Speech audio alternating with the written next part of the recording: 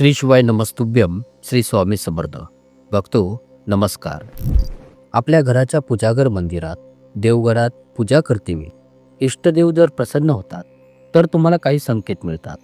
त्या संकेतांवर जर तुम्ही लक्ष देता तर तुम्हाला समजून येते की तुमच्याद्वारे केली गेलेली पूजा सफल झालेली आहे की नाही. तुमच्याद्वारे केली जाणारी पूजा ही तुमच्या इष्टदेवतेपर्यंत पोहोचत आहे की नाही आणि तुमची इष्टदेवता तुमच्यावर प्रसन्न आहे की नाही. जेव्हा तुमची इष्टदेवता तुमच्यावर प्रसन्न होते तेव्हा ती तुम्हाला काही संकेत देते आणि मग तुमच्या जीवनामध्ये असे काही बदल घडण्यास सुरुवात होते जे की त्यांच्या कृपेचेच बदल असतात. तर बघतो काही लोकांचा हा प्रश्न असतो की ही इष्टदेवता नक्की कोण आहे आणि आपली इष्टदेवता कशी ओळखावी.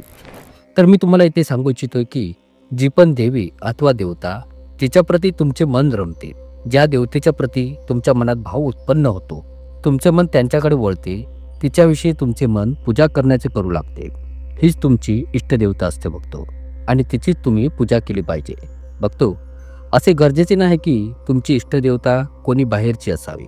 तुमची कुळदेवता ही तुमची इष्टदेवता असू शकते, तुमची कुळदेवी ही तुमची इष्टदेवता असू शकते, तुमची ग्रामदेवता ही तुमची इष्टदेवता होऊ शकते, तुमच्या गुरुची देवता पण तुमची इष्टदेवता होऊ शकते.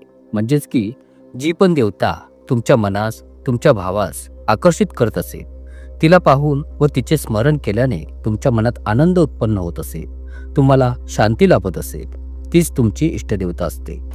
आणि जेव्हा तुम्ही तिची पूजा अर्चा सुरू करता तेव्हा तुमच्यावर तिची जी कृपा होते तेव्हा तिचे संकेत ती तुम्हाला देत असते.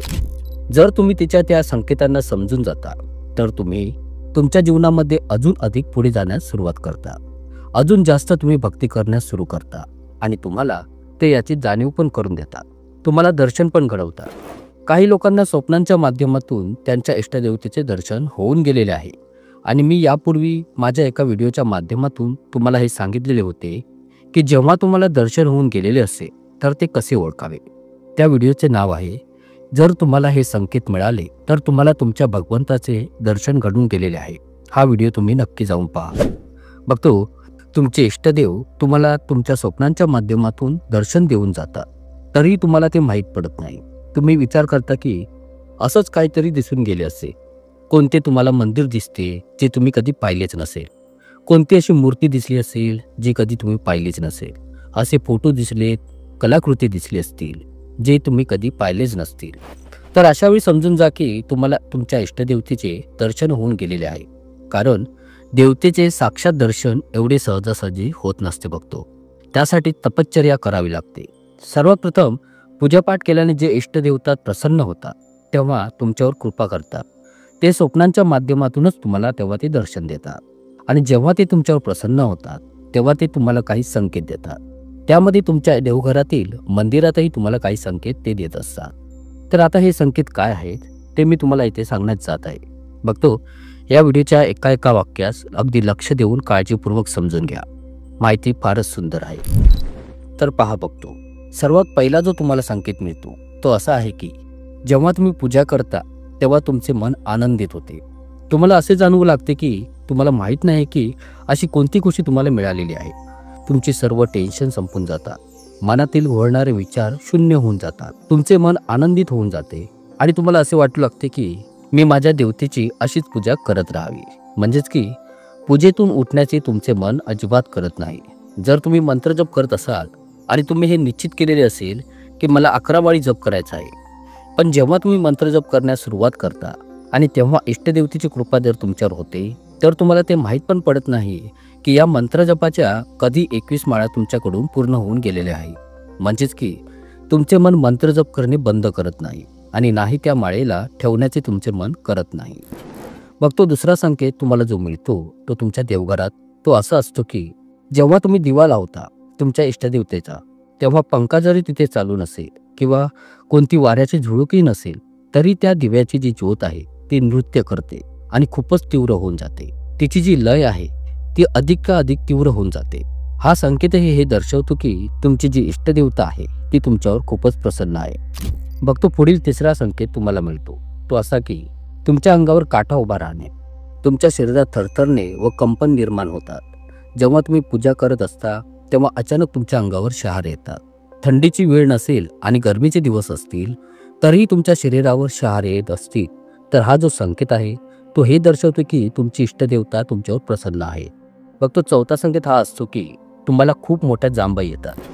जेव्हा तुम्ही मंत्रजप करत आहात, कोणता पाठ करत आहात, कोणते भजन गायन करत आहात किंवा कोणती आरती करत असाल, तेव्हा तुम्हाला मोठमोठ्या जांभया येण्यास सुरुवात होते. तर हा संकेत पण तुमच्या इष्टदेवतेचा संकेत असतो की तुमच्यावर ती खूप प्रसन्न आहे.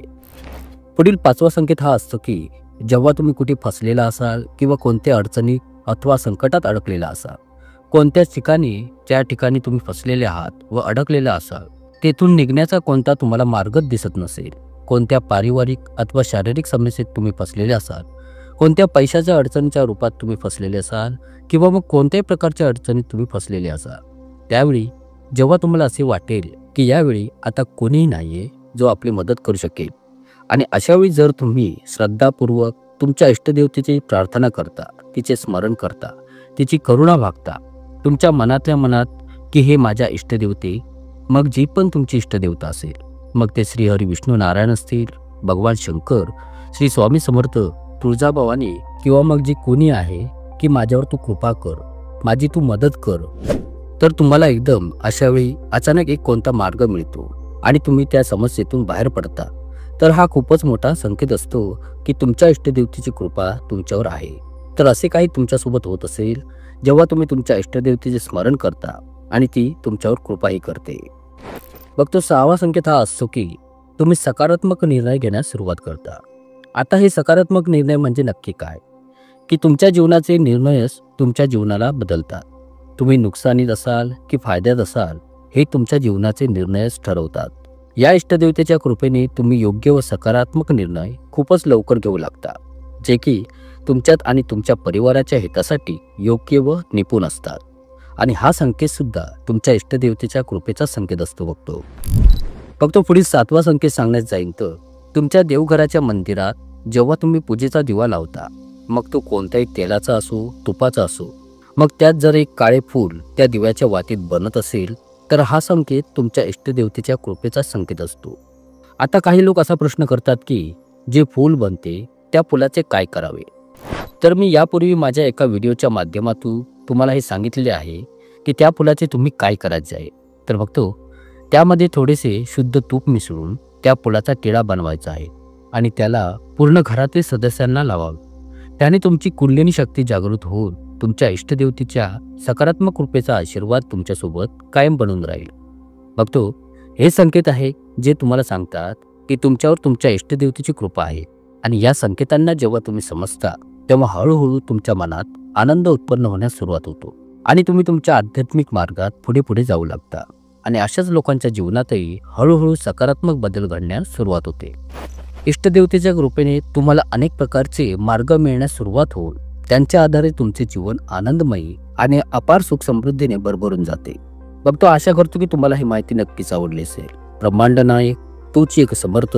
जय जय श्री स्वामी समर्थ. खूप खूप धन्यवाद.